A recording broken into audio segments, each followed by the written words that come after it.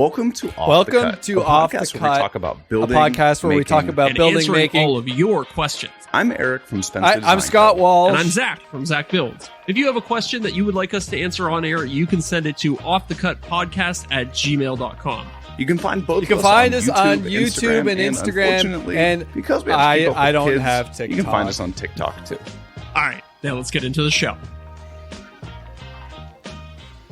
Good evening, everybody, and welcome to Off the Cut number 89. We're up here in Toronto, and all the way down in Texas. Today is known as Wednesday, November 8th, 2023. Now, this week, we have a hole in our hearts because Eric is missing. What do you mean? Didn't you just hear the intro? I am Eric Spenceley. No, Eric Spenceley has been kidnapped by the Green Suitors podcast, and thus Scott Walsh is filling in for him, doing his best impersonation of Eric Allegedly. Tune in next week to see if they take your ransom for Eric. Yeah, I don't have very deep pockets, so if they kill him, they kill $5. him. I got a couple bags of M&Ms left. Oh, man. Well, so thank you so much, Scott, for joining us and filling the shoes of Eric. I'm sure he appreciates it. He's actually on vacation right now, doing a little bit of scuba diving, so hopefully he's hasn't drowned lost yet. underwater. Yeah, exactly. So before we get into the podcast, of course, I got to do the good old-fashioned ad read. This is kind of a new thing for the show, but today's podcast is sponsored by none other than KM Tools. That's right. The man who is single-handedly keeping Dapper Dan in business has branched out into the world of retail. So if you don't know who Jonathan Katz-Moses is, he's the man with the best-looking hair in woodworking, and I'm proud to have his store as a sponsor of this podcast. The slogan for KM Tools is for woodworkers, by woodworkers, and I think that just about says it all. Anything that you can find in their store is either designed and made by Jonathan and his team personally, or it's something that he uses in his shop himself. Seriously, take a look at their inventory. It's all really high quality stuff. And if that wasn't enough, a portion of the profits from KM Tools gets funneled back into the Katz-Moses Woodworkers with Disabilities Fund, which Jonathan uses to outfit disabled woodworkers and builders with new tools, workbenches, and just anything that can make the hobby more accessible to them. So check out kmtools.com, and we might even have some fun bonus perks coming for listeners soon. So stay tuned for that. Nice. And I have his router plane, not the new one. I have his first edition, and that's already great. So I don't know how he upgraded it. I don't have the new one, but I love the old one. I don't use it a whole lot because I don't use router planes a whole lot. But when I have used it, it's been cherry. See, I have a bunch of Jonathan's tools, and I love them all. They, like I said in the ad read, they are all super high quality. But I'm like this video game maker now, and I don't have that much of a use for all of these like really cool hand tools, and it sucks because every time I use them, I put my hands on them like, oh damn, this is nice. I just don't get that much of an opportunity to bring them out of storage and use them. So yeah. Like I haven't used this new plane yet, but it looks awesome. Do you have it? No, I don't have it. Oh, okay. Again, a router plane isn't like top of the list in terms of like hand tools, but that one's a good one. So I do a lot. Sorry, he offered to send me one. He was like, "Oh, you should try it out. Like this, is like the best thing ever." I was like, "It's kind of wasted on me." Like I really appreciated the offer, but I was like, "It's also like a $200 tool." So I was like, "I don't know. Don't send me something that's just going to accumulate dust." Yeah, I use a lot more hand tools behind the scenes than people probably think I do. And that's just maybe a content decision. I personally enjoy using a lot of hand tools, and every project that you see me make on my YouTube channel definitely has involved a lot more hand tools than you think. Like whenever I glue up a panel, I always scrub it with a plane going across the grain to flatten up the seams. And then it makes sanding so much easier. So that's interesting. Why? I know you're always very cautious about potentially alienating newcomers to the hobby in your videos. Is that why you do that? You don't want to show hand tools because they might potentially alienate people? Yeah, I guess. I haven't thought too much about it. Okay. But I am not a hand tool channel. And I just find when I watch other channels that try and introduce a bit of hand tool here and there, it just kind of brings down the pace and the momentum of the video for me as a viewer. That's fair. Not to say that I couldn't do it, and like I have shown bits and pieces here and there, but it's usually like 1-2 second clip of me using a hand plane, and boom, I'm on to the next thing, because to explain what I'm doing will get lost on some people pretty quickly, because I think there is a preconception for a lot of beginner woodworkers that hand tools are hard or maybe elitist or maybe just not relatable at all. So I don't know. Maybe I'm wrong and I should do more of it, but I enjoy doing it when the camera's off. I think you are right, because I had that same misconception when I started in woodworking, that somehow hand tools were, this other realm of like super high-end woodworking. Well, the prices can be extremely high, but it doesn't have to be. My favorite hand plane was one I paid $50 for. It's a pre-World War II Stanley No. 4, and I love the thing to death. And I didn't pay very much money for it. Maybe the prices have risen since I bought it maybe 10 years ago.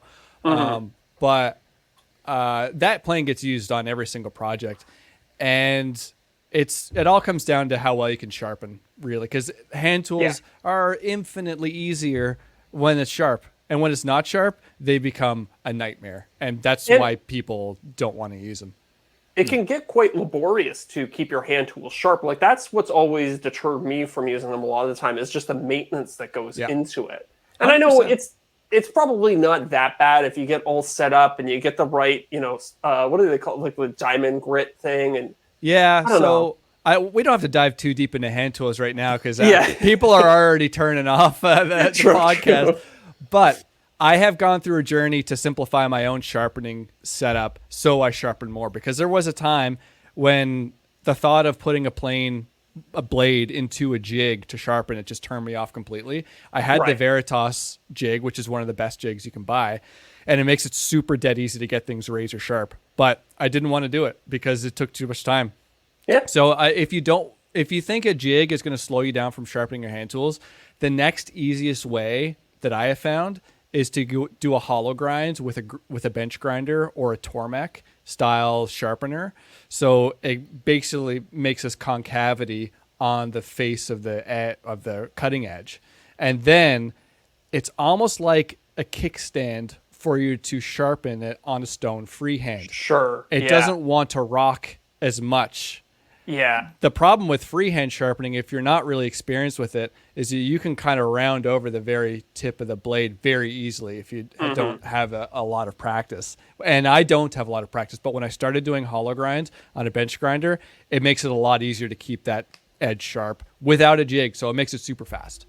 I think that's the other thing that kind of makes it hard to talk about hand tools in woodworking videos, is that so much of it is in the feel of the tool, and you have to use it for a while, and it's really hard to put a lot of that stuff to words. Yeah. Like how you would sharpen a blade, like hold the blade flat on a sharpening stone in order to not round over the nose of it. That's something that you kind of have to feel just by doing it a bunch of times, and it's really hard to put that into words. So I think that kind of makes for boring videos sometimes. Oh, yeah. And the other thing, too, is that hand tools is probably one of the things that you'd want to go in person to a class and get like hands-on instruction from someone who really knows what they're doing. Because like a beginner woodworker isn't even going to know what a sharp hand plane feels like. So they're not going to know when it's right or wrong. Yeah, good point. Good point. So circling back, this is why it's really hard to make hand tools enticing in a YouTube video. Ergo, I don't really talk about hand tools very much in my videos. But I do, like, I just made 8 drawers, and every single drawer bottom, I went around the rabbet with a shoulder plane to make sure it fit really well. I didn't cover that in the video at all because it's just like the shoulder plane's niche already. So I know I think that's the the unglamorous truth of a lot of YouTube videos is it looks a lot easier in the video than it is in real life, right? Because if there's any little boring kind of tweaking this way or that way, that's kind of the first stuff that ends up on the cutting room floor when you're doing the edit. Yeah, and like I just got the rough edit back from my editor, and it's an hour long. And I'm like, oh my God, there's definitely no time for hand tools because there's no time for the rest of everything either. Yeah, YouTube is definitely a glass or a rose-colored glasses picture of what the project procedure went like. But like, it has to be entertaining. Otherwise, we can't make money making videos, and therefore we wouldn't make the videos in the first place. So it's never perfect. When I first started my YouTube journey, I had this idea that I was going to do 2 versions of every project. I was going to do like the cool one, the one that like, maybe the most people will watch. And then I would also make like a hardcore dedicated one where it's like, here's the measurements. Here's like me not skipping any steps, going way into detail on every point. But yeah, see, that's the opportunity to make that big, long video, put it behind a paywall and make it into a course. yeah, true. But it just seems like so much more work than the initial video. Like the kind of like the fun edit, the quick edit, that one I don't know. I'm into the groove on how to make that. And I now have my formula. I don't know. I don't know how many people would be willing to jump behind the paywall in order to watch like a long form video. So yeah, that's when you need to kind of like figure out your audience and figure out what they're there for. And if you're like someone who's like targeting beginner woodworkers and more education, like Steve Ramsey, Woodworking for Mere Mortals, he is the perfect guy to make courses, and he does very well selling his courses. Yes. But for someone like yourself, where you're making like kind of entertaining videos, nostalgia, electronics, and video game stuff. Yeah. The type of viewer that's going to watch that content probably is not looking to take a deep dive into exactly how you did that. Like, I love FPGAs. Don't get me wrong. I love coding in Verilog. We can get to that later. Okay. Yes, but please. That's not a course that everyone wants to take. There's probably like 3 people watching your video who actually would want to learn more about it. So it's a tough sell. It's a lot of work for maybe getting a couple $100. Exactly. And so I've kind of actually been struggling with trying to find products that work well for my audience. So maybe I'm a little bit too close to it. Do you have any ideas off the top of your head about stuff that would work well for my audience?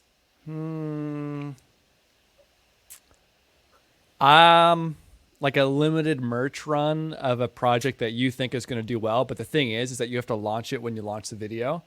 So you have to be like super like, oh, I know this is going to be a banger. And then you could pay a graphic designer to make like a t-shirt, sell like 200 of them only to create like a rush for it. Okay. That's interesting. That's just one idea on the top of my head. That's not bad. That's not bad. Yeah. What's that? The project needs a catchphrase. Yeah, or the project kind of needs a catchphrase. Like, what's the hook of the project? Yeah. And that would be the t-shirt. And then you say, oh, I only have 200 of these t-shirts. They're super high quality, and you only have 2 weeks to buy them or whatever. And so get a piece of this project for you. Interesting. Sort of thing. Because I think if you posted it for sale, like, oh, you could buy it on my website, people are just gonna be like, oh, yeah, it's cool. I'd like to have that. And then like 3 seconds later, they'd forgotten about it. Right. Create that urgency. Yeah, the urgency. That's the word I'm looking for. The urgency, yeah. The FOMO, the fear of missing out, right? Yeah, I don't know.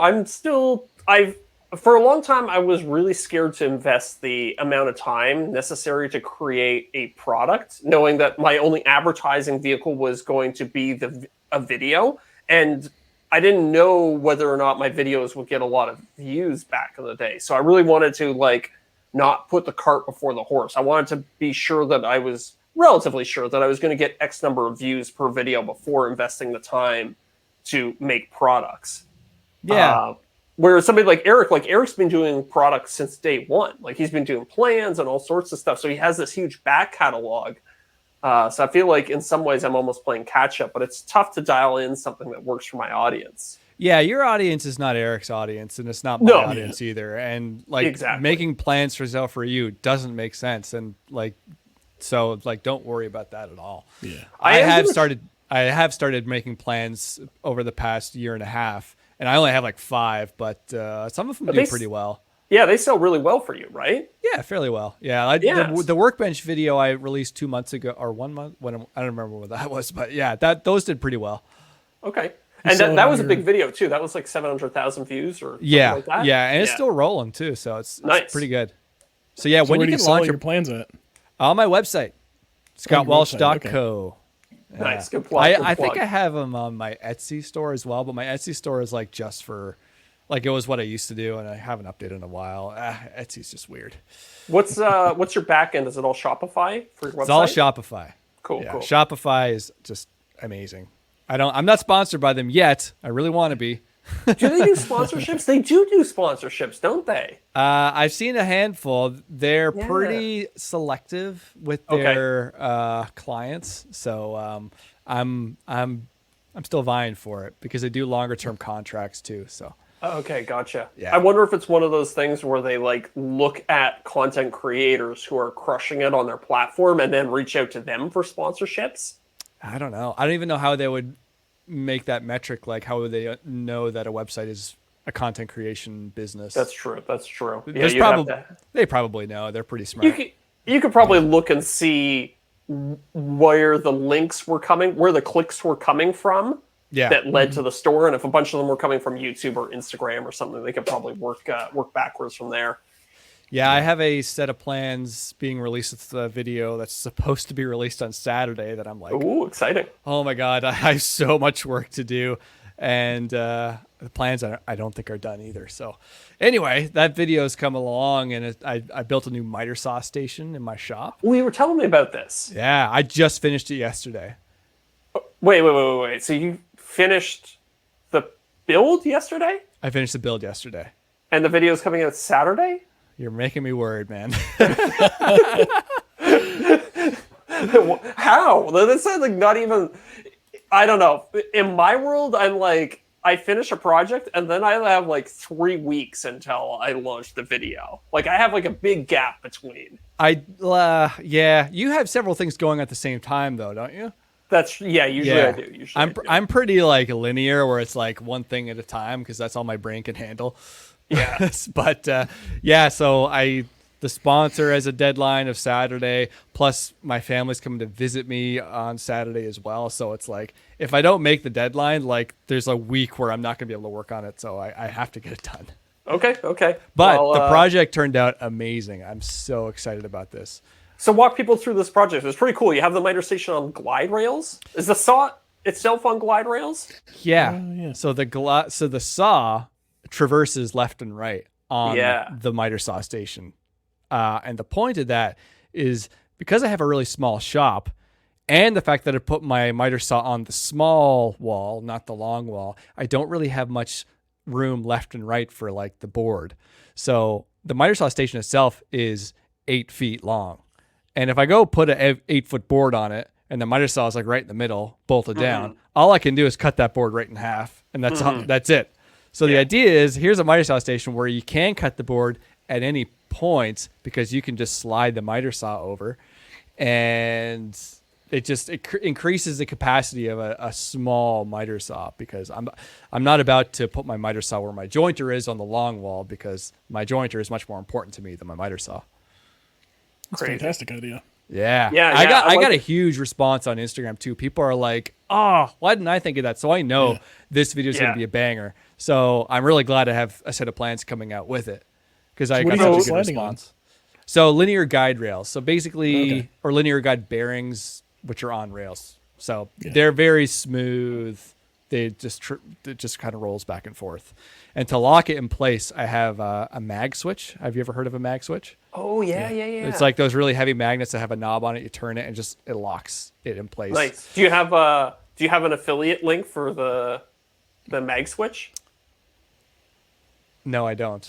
I mean, I could do Amazon affiliates, but I've heard that mag switch themselves offer probably one of the best affiliate rates. I think they do. I think it's like 20% or something like that. I need to. I don't know if I have time. I can message Andy Klein maybe. I have, I don't know, I had a contact there. I have an affiliate, like I haven't used it in years and years now, but I have a contact there. So remind me after we're done on the podcast and I'll forward you that. And hopefully we can get you set up with one real quick. If they're doing that big of a commission, they must have pretty big margins. Have you ever, they're not cheap.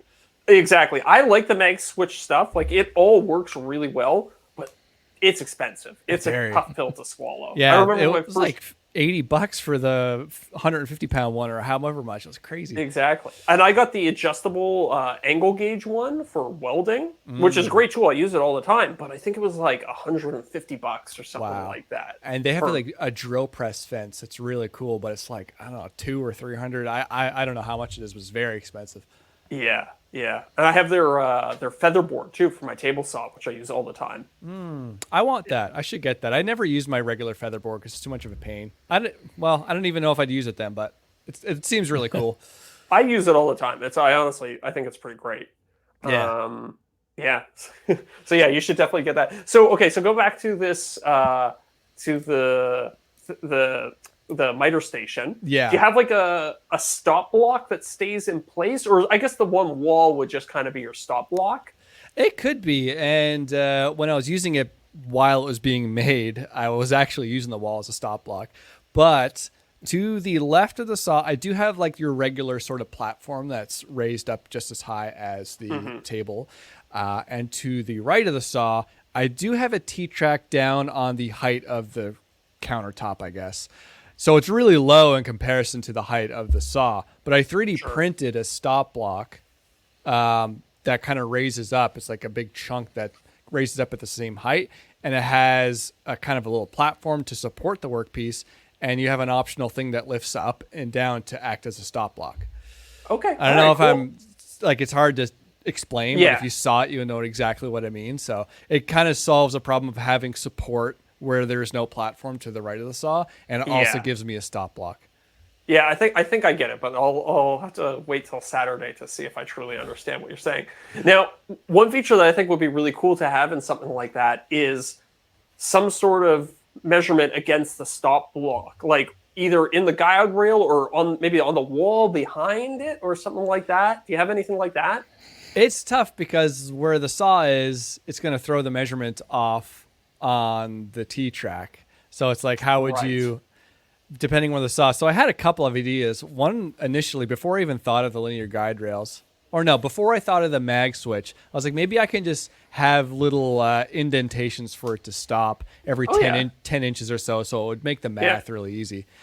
But then when I thought of the mag switch, I was like, nah, it's got to be the mag switch. So now it's like, the saw could be anywhere, the stop block could be anywhere. It's kind of difficult. But I did have one thought, and it would have been very complicated. But I'm not shy with complicated because it involves electronics. But have you ever heard what a DRO is, a digital readout? No, I don't think so. So in a machine shop, when you go into like metalworking machines, you have like mills and lathes, and a modern machine shop they all have a DROs outfitted on their machines. So they exactly know where the tool is in reference to the workpiece. And so, and it's usually down to 1,000th of an inch or even more precise, or in metric or whatever. So I was thinking, if I could have some sort of DRO to the left of the saw and another one to the right of the saw, and then a DRO that would understand where the saw is, then I could do some math, have it all connected to a microcontroller, and theoretically, I could know where the stop block is in reference to the saw blade. Could you have the DRO on top of the stop block and then reference the blade of the saw? Well, the DRO would typically reference something stationary. So I see. On a mill, the DROs, there's 3 per each axis. So like you would have one for the Z height, you would have one for the Y, and you would have one for the X. I see. And because it's stationary, it's like, oh, I've moved 1 inch, so therefore let's subtract 1 inch, and that's the distance between the cutter head and the workpiece. Gotcha. So I'm imagining something more like a laser tape measure almost. Some sort of optical solution. That's definitely possible. That gets really complicated I mean, so there was some references that I found online of people making their own DROs, probably using an Arduino or another microcontroller. Okay. So what they would do, I don't have them handy, but they would take regular digital dial calipers, like, a 6-inch pair that you would use to measure small parts and stuff like that.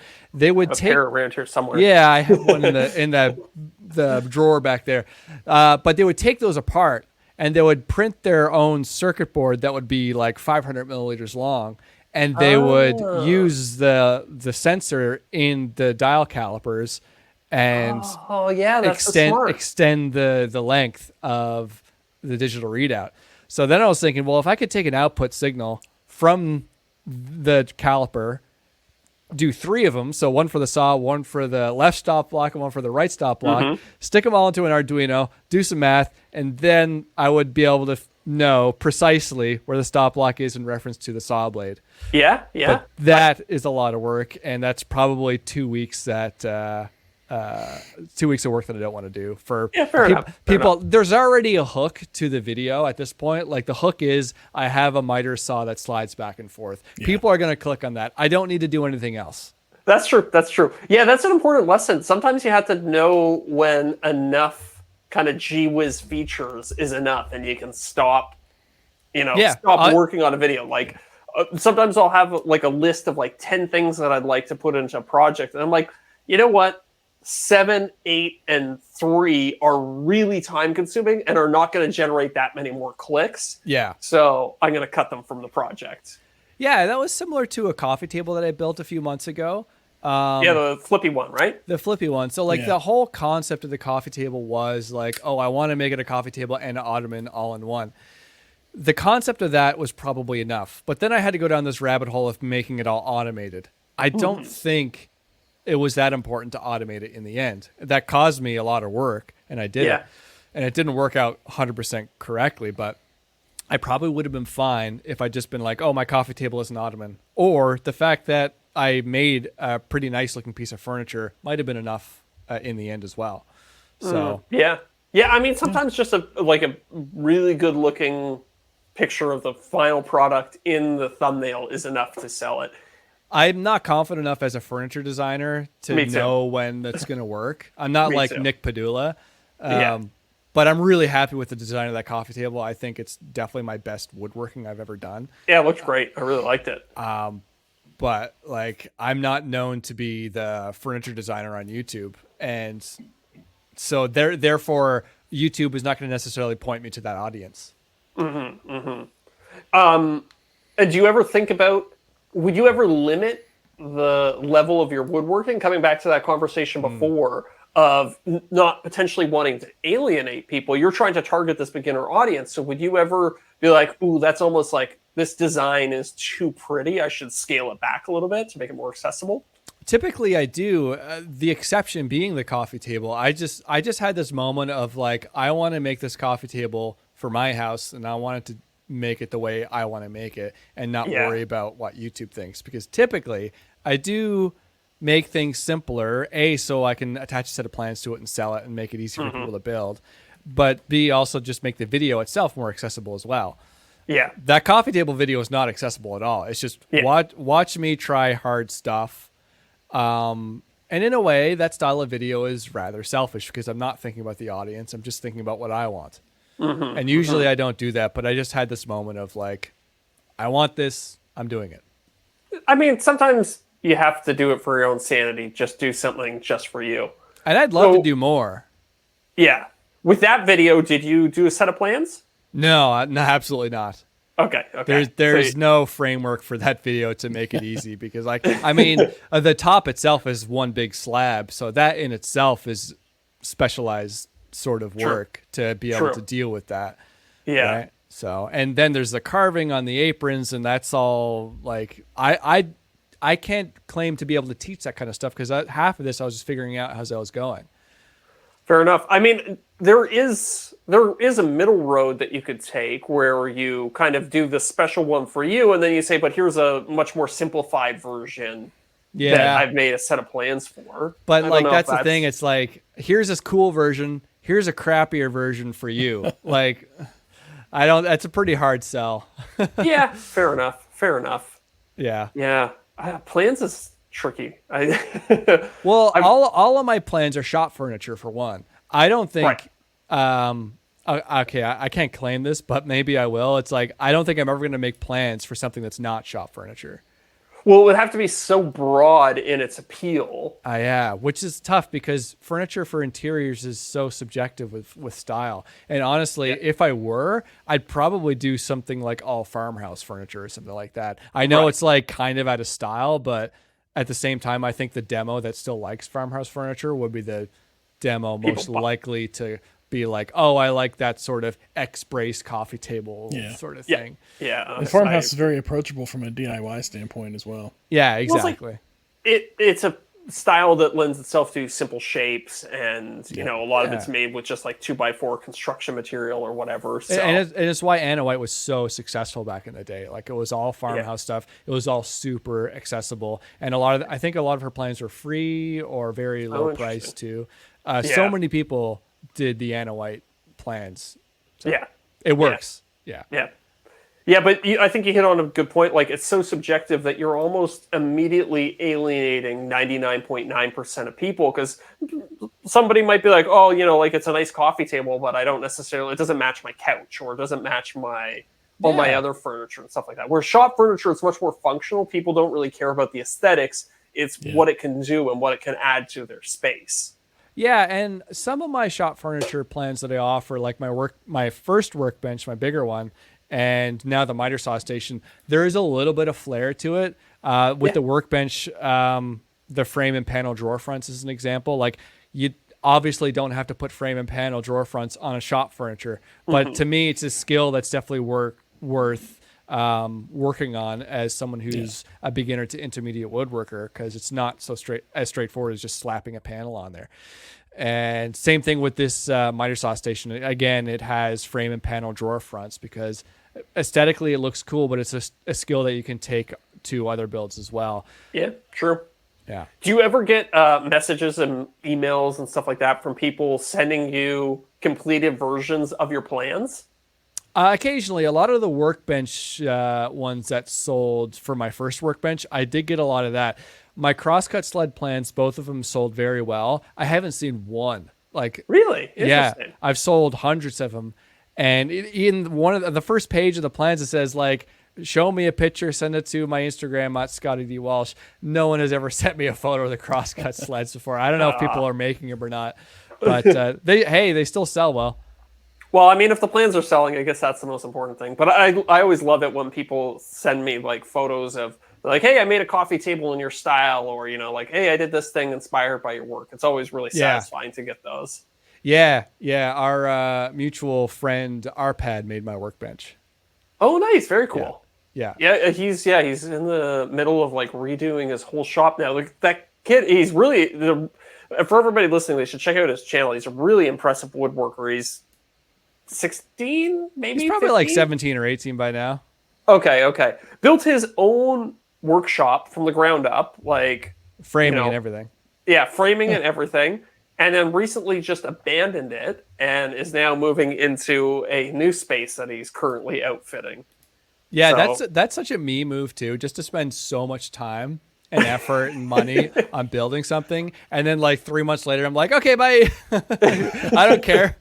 That's like, and people are like, but you put so much effort into it. Like, I don't care. It's, you know, building on the next thing is more fun than like, you know, thinking about coveting the last. Yeah, exactly. Yeah, totally. I mean, I get that from the point of view of like furniture and stuff like that in my house. Like, I'll make coffee table after coffee table after coffee table and just keep throwing the old ones out or giving them away to friends, because I'm more concerned with the act of building it than I am actually enjoying the finished product. It doesn't really matter to me. Yeah, that's a great question that I often ask different people is like, do you enjoy the process more? Do you enjoy the designing more? Do you enjoy the final result more? And the answer always is different for each person. And I think it's not like a black and white thing. We each enjoy a certain amount of each. And for me, I think I almost enjoy like the design and the results kind of equally as much. And sometimes like the process isn't as fun for me. Like I almost like the designing and like having the finished piece done. I think it depends on the project though. I like the concepting more than anything. Like, not even getting into the nuts and bolts of designing, but just being like, wouldn't it be neat if I did X? Yeah. And then that's my favorite part right there. And then everything else after there is like just kind of obligatory. Ideation. I like whenever you plan out the design and you get to the final step and you've done it and they look exactly the same. That right there is the payoff for me. Yeah. Okay. And like since I've been I've always modeled my stuff in SketchUp, but I think now I'm at a point where if I model something on SketchUp, I know it's going to turn out well in the end. I think for a lot of people, it's kind of a mental block where it's like, oh, I see it on the screen or even I see it on paper, but I don't see it as a completed piece of furniture. But I just think if you do it enough, I've been using SketchUp since like the early 2000s when it came out. And once you do it enough, it becomes like second nature when you draw something in 3D and it'll turn out the same. That whole coffee table that I made was all drawn in SketchUp. Even like all the facets and everything was all drawn in SketchUp. And I was like, okay, I'm confident that it's going to turn out cool. And I went and made it and it turned out cool. I get so frustrated with SketchUp trying to do like the simplest things. Like Eric and I have a joke that as soon as you make a curved line in SketchUp, it's just permanent. Like it's there forever. And you can't alter it in any way. So I don't know, maybe you're more sophisticated with it and you're better at using it, but I've transitioned over to using Fusion 360 now, and I much prefer that. And I've heard that a lot. And I've tried to learn Fusion 360 3 times, and I like to think I'm a pretty flexible person, but I cannot wrap my head around it because SketchUp and Fusion 360 are just like opposite ends of the spectrum. It's like SketchUp's kind of like Microsoft Paint. And like Fusion 360 is like Adobe Illustrator. Like it's like, with SketchUp, you're like it's like pixel by pixel sort of things. Right. But I don't know. I've been using it for so long. It's probably nearly 20 years I've been using it. I cannot like do anything else. It's nuts. But there are a lot of tips and tricks that I've found out. But there's a lot of quirks and quarks that you got to kind of like know about and. I don't know. SketchUp's good with plugins. Like there's a lot of extensions to do things to make it easier, like doing chamfers and roundovers and things like that. Interesting.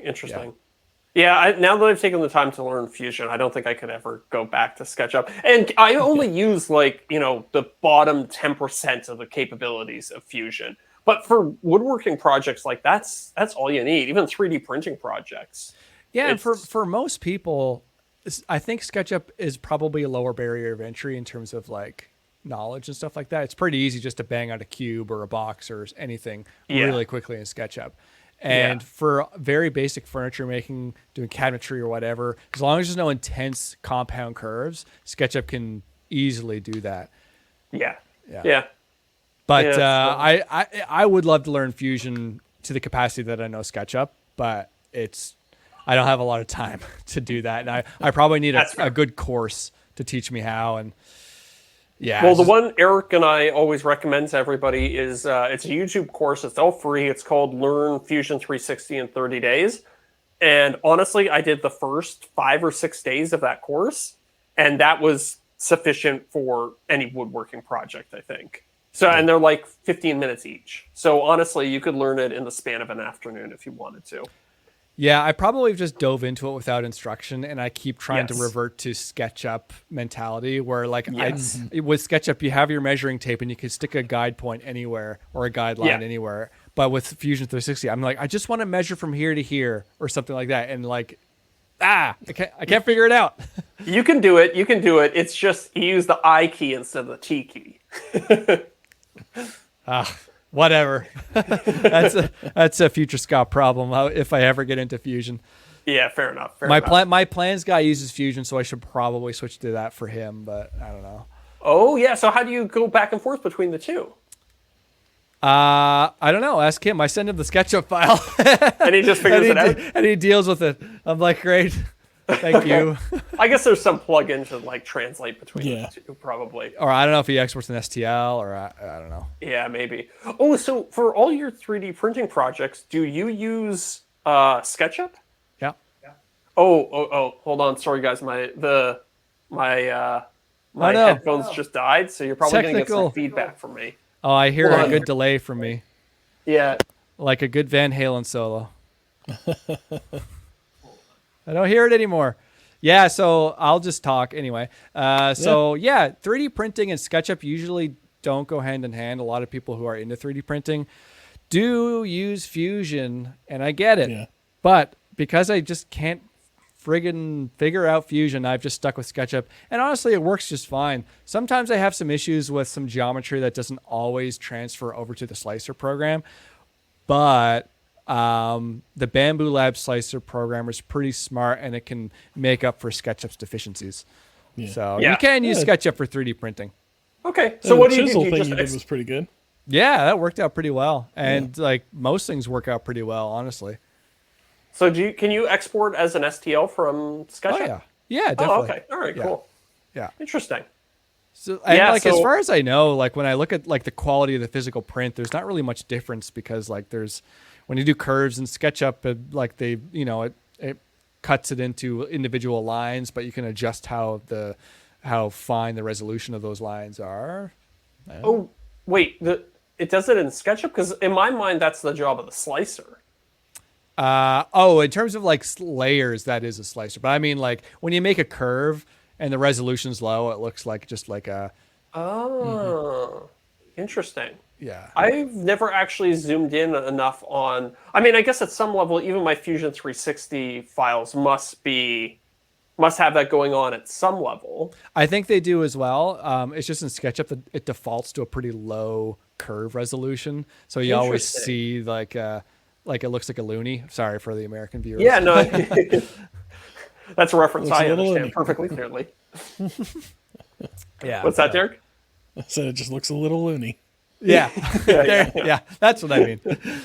Yeah. So what's going on in Zach Build's land in terms of upcoming projects? Well, I just finished a set of speakers. So I think we talked about this. Scott and I had dinner the other night, and we're kind of just geeking out about various things on YouTube. But I was telling you about this, the DIY Dolby Atmos height speakers that I made. Yeah. So I just spent all of today recording all the voiceovers for that project. So that's now with my editor. But I've been going pretty gung-ho. My Nintendo 64 video is doing really well. Nice. So I've went out on the Canadian version of Craigslist Kijiji, and I was like, okay, the Nintendo 64, very popular system. I think a lot of people have a lot of nostalgia for that. I was like, what's another system that in a similar vein? And I was like, well, what's the best-selling console of all time? And it's the PlayStation 2. So I went out and bought a PlayStation 2 off of Kijiji, which is our Canadian Craigslist, and I've been slowly trying to make a chassis for it out of 3D printing. It's not focusing very well. Yeah, it's not focusing. Yeah. I don't want to give too much of it away anyways. But this is far and away my most ambitious 3D printing project. Ah, cool. Because I'm trying to use all of the original mounting points for the hardware. And it's just a pretty complex shape, and it's got a lot more moving parts than a Nintendo 64. So yeah. Oh man, I played so much Metal Gear Solid back in the day with PS2. There you go. I missed that. I missed those days. So I've actually, it's really annoying that I've just kind of figured out the final dimensions of the case that I'm going to make for it, and it's like 2 millimeters too big to print on my Bamboo Labs Carbon. So I'm going to have to use the K1 Max, right? Because it's a little bit bigger. I have the K1 Max, and it's still in the box. You haven't taken it out of the box still? No, there's a corner which you can't see in my office where I know it's going to live, but I need to like get a table for it because otherwise I'm not going to be able to reach it. Yeah. I had mine on the floor for the longest time. Actually, my P1P is right here. I don't know if you can see it. It's black, so you can't really see it. I think I can see the corner of it there, yeah. So I use my P1P for everything. I know you like the X1 Carbon. These are both Bamboo Labs printers. Yes. But honestly, if you're just doing basic 3D printing, the P1P does everything you want. Yeah, my only concern... So the P1P, for people at home who don't know, is it's essentially the same printer as the X1 Carbon, but they've stripped out some of the kind of nice-to-have features of it, right? Like, for instance, my printers are fully enclosed, whereas yours is like an open frame, right? I made an enclosure for it, and this was before they released their version of the P1P that comes with an enclosure. Yeah, that's the P1S, right? Okay, yeah. So that was a confusing move to me because the P1S is like a hop, skip, and a jump from the X1 Carbon. Like, there's really not that much of a difference between them. Price wise, I don't know what the price is difference. I thought it was like $500 more. No, the price is significantly different, but the difference in features between the two of them is not that much, right? Yeah, Like, I mean, like there's certain filaments that it probably can't do, but like for most basic stuff, like I'm not printing with anything crazy like the carbon fiber ones or anything like that. Like those filaments are too expensive for this cheapo. So like I'm just doing, like PLA and PETG and TPU, like the basic ones, and it does everything that I need to do. And if they had the P1S, I would have got that over the P1P because like I don't want to make an enclosure. For those wondering, an enclosed 3D printer does better if you're printing PETG, which is a bit of a stronger filament. Otherwise, it can just like come off the base plate. Yeah, so when you have a 3D printer that's fully enclosed like that, it's easier for it to regulate the whole temperature of the enclosure. Whereas with an open bench one, you're only able to regulate the temperature of the bed. And so there can be distortions that happen, throughout the print that are easier to, I don't know, it's a more controlled environment. Yeah. And I've heard with some filaments, you can actually, like, if there was a breeze in your room, it can actually affect the plastic as it's coming out of the nozzle and lead to poor adhesion or artifacts in printing and stuff like that. Yeah, definitely. Anyway, So, that's our 3D printing tangent. But yeah, back to your PS2. Yeah, so I've designed it. It's like I did everything I could to chop out every little millimeter, make it as small as possible, but just the base components of it are size such that I'm going to have to go away from my beloved X1 Carbon and use the K1 Max. K1 Max is like 20% bigger, I think. And it'll be my first time really using it. I've used it for small stuff, but I've never used it for a complete project before. So I just went online and bought a bunch of accessories for it. So I'll give it a nice shakedown in this project. It'll be fun. Oh, cool. Mm-hmm. So besides 3D printing, what else? Are you doing any sweet upgrades to the PS2? Oh, yeah. Sure. So the first thing I did was rip out the CD drive, and I replaced it with a 1 terabyte solid state drive. So I'll be able to have like basically every game. Everything. Well, not every game. The PS2's got a big catalog, but I'll be able to play everything that I want off just the hard drive. I'm going to do an HDMI mod to it. I'm going to power it with USB-C. I upgraded the cooling. Nice. As long as you can play Solid Snake, like that's exactly. I'm gonna be able to play Solid Snake in, I think, 1080p or maybe even 1440p with this HDMI mod that I got. Yeah, it's pretty cool. It like steals the signal as it comes off of the GPU and then sends it to this upscaling unit that then pipes it out at HDMI. That's awesome. Yeah, it's fun. I saw you did that still with made up of polygons. Yeah. You are still limited by the polygons. It's true, but it'll be at least less jaggy, or it'll have less aliasing than it would otherwise. I saw you did that with the N64, and that was pretty sweet. Yeah, so very similar process, but this is a much higher end HDMI mod, so it's much better at upscaling the image. And the PlayStation lends itself to upscaling a lot better than the Nintendo 64 does too. Cool. Yeah. That's awesome. Yeah, so I'm hoping it does well. I've been looking. One trick that I learned from you, Scott, is kind of going on YouTube and researching whether or not videos on that topic get a lot of clicks. Right. And I've seen a lot of very low quality videos getting a lot of views on this topic. So I'm hopeful that it'll do well. Nice. Yeah. Awesome. I look forward to seeing it. PlayStation 2 might have been my favorite console growing up. See, this is so I'm a weirdo in that I never had one. I had friends who had them, but I was an idiot and I bet all my money on the Sega Dreamcast taking off when I was 10 years old or whatever. I remember seeing like this display at whatever store I was in, like whatever game store. It was like the Sega Dreamcast, and I was like, whoa, like that's sick. But we ended up with the PlayStation. I was the young child, so it wasn't my decision.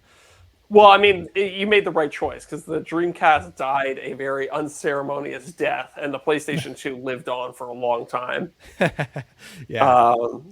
So I was like, oh, I should do the Dreamcast because I have so much of my own like emotions tied up in it.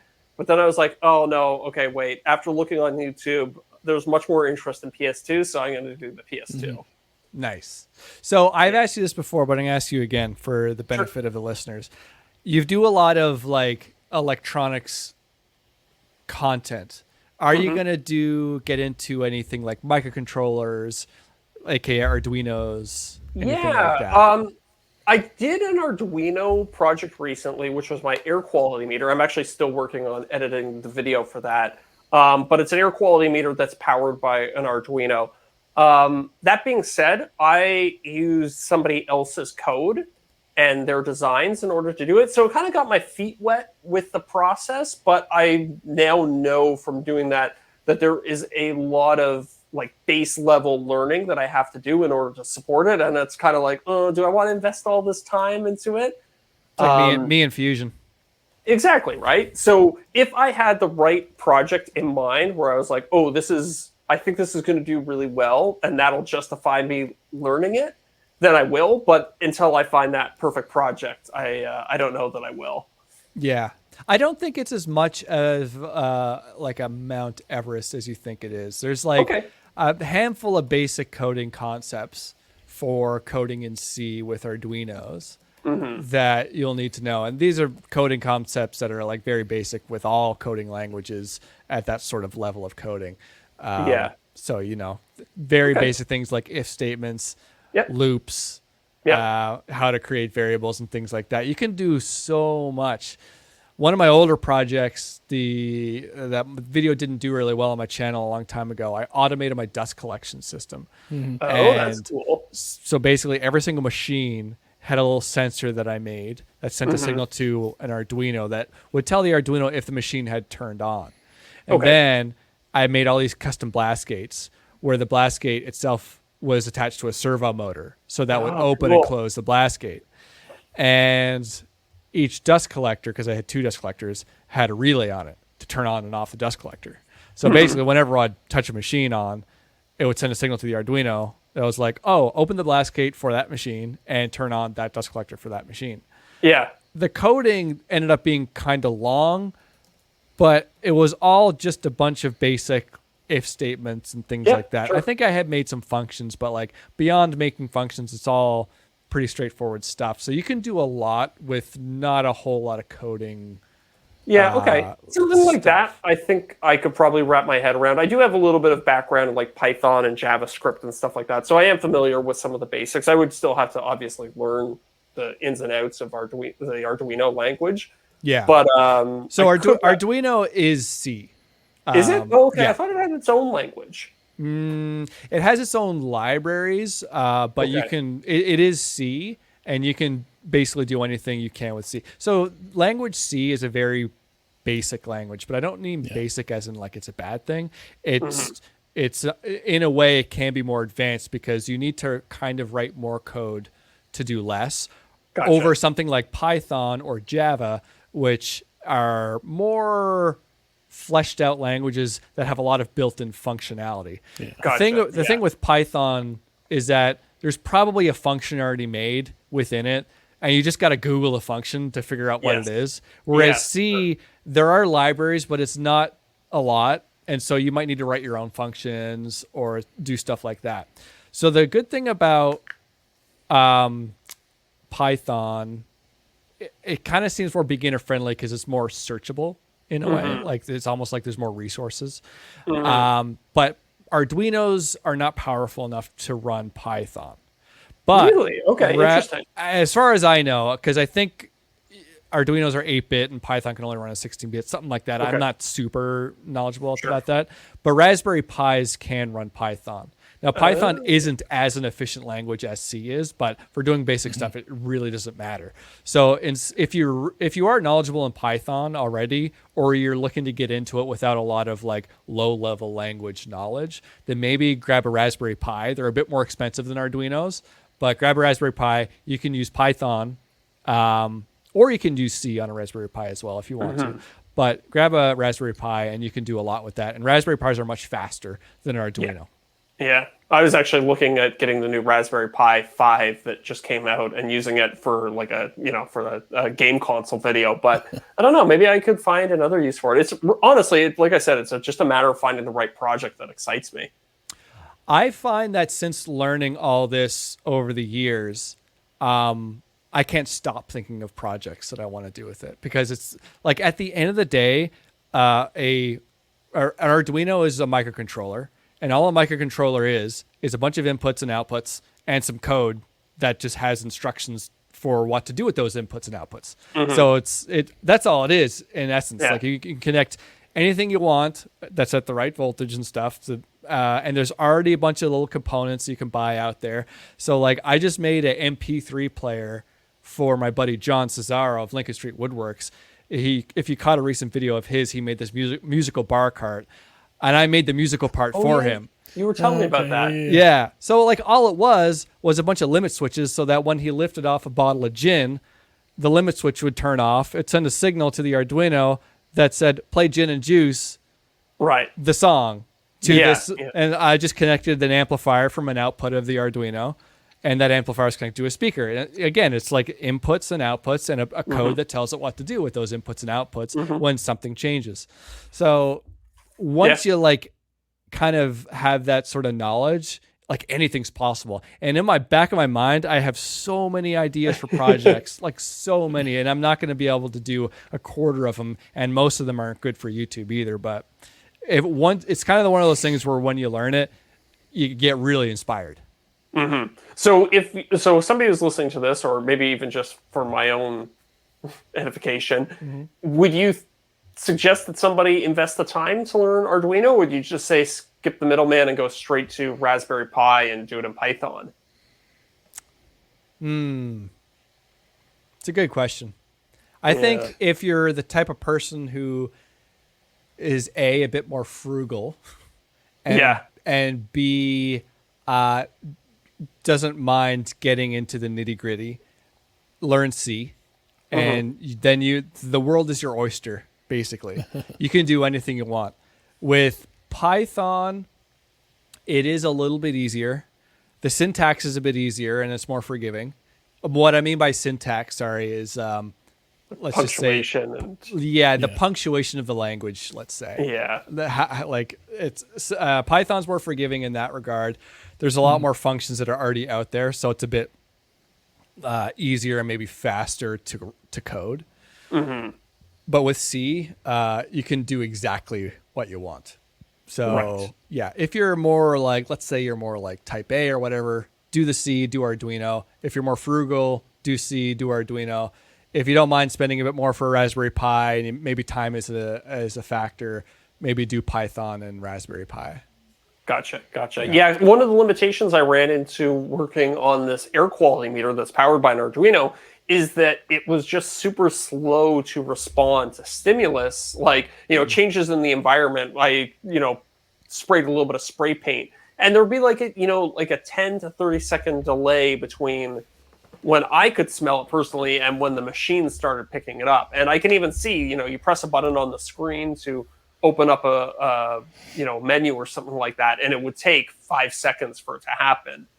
Yeah, so Arduinos are slow for certain things. I have a feeling with it probably could detect the input as fast as possible. It might be the screen. Into the screen. The screen might be a slow thing because like displays like that do take a lot of instructions to happen. And Arduinos, they're very fast to do most things that are everyday, but when it comes to displays and things that might seem more modern technology, it would struggle with, and a Raspberry Pi is probably faster at that.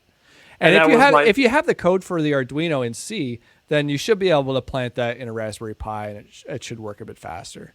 Well, I was using a lot of libraries that I think were designed for the Arduino. Would I be able to then port those over to the Pi? I think so. Yeah, cool. I'm not very experienced with using Pis, Fair but enough. It's the library is not Arduino. The library is C. And you can flash C to machine language to go on a Raspberry Pi the same way. Okay. But again, I don't have a ton of experience with that, so that's just my high level understanding. Yeah. Yeah. Oh, go ahead, Deric. Oh no, I was just gonna ask. So the Arduinos am I wrong? Are they physically smaller than the Pis come typically? Hold on. I think I got one here. There's a couple of different ones from the company Arduino. That's a Nano, so that's one of the smaller ones you can get. Actually, sorry, this is a Pro Mini. Pro Mini. Oh yeah. Okay. Yeah. Basically there's a few different chips that Arduinos use, and then there's a few different formats in terms of size the board is. So you have options, but there's some small Raspberry Pis as well, and there's other microcontrollers and there's other CPUs as well. Another popular one that's coming up a lot recently is the ESP32. It's a very fast. I think it's a CPU. It's not a microcontroller. I can't remember. I use that to power a set of LED lights or control a set of LED lights. And it was actually really easy to use. But then again, I was still just using somebody else's code. Like I flashed a I guess operating system onto it that was designed to control LEDs. Yeah. So I wasn't making anything from the ground up in that sense. I was just kind of using other people's work.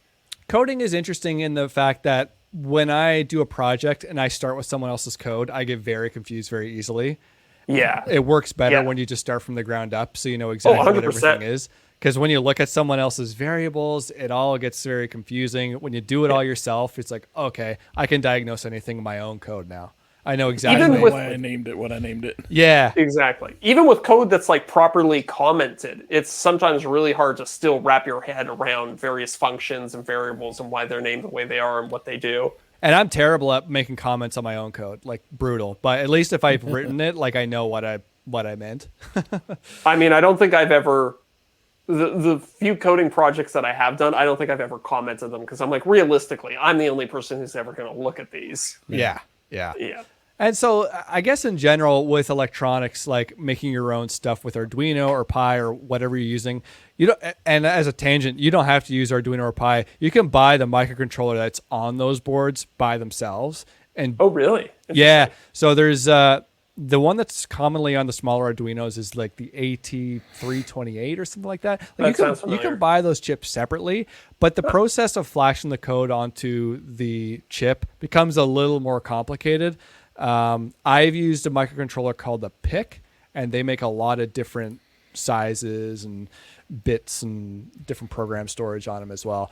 And it's not so straightforward. You need a device to plug it in. You put it on a breadboard and you connect some pins to a USB dongle, and it's all a bit complicated, but it's kind of cool. Actually, that Nixie clock that's right there, that has a PIC microcontroller in it. So cool. So you don't have to do the Arduino if you're more of a do-it-yourselfer, but it does make it a heck of a lot easier. Yeah.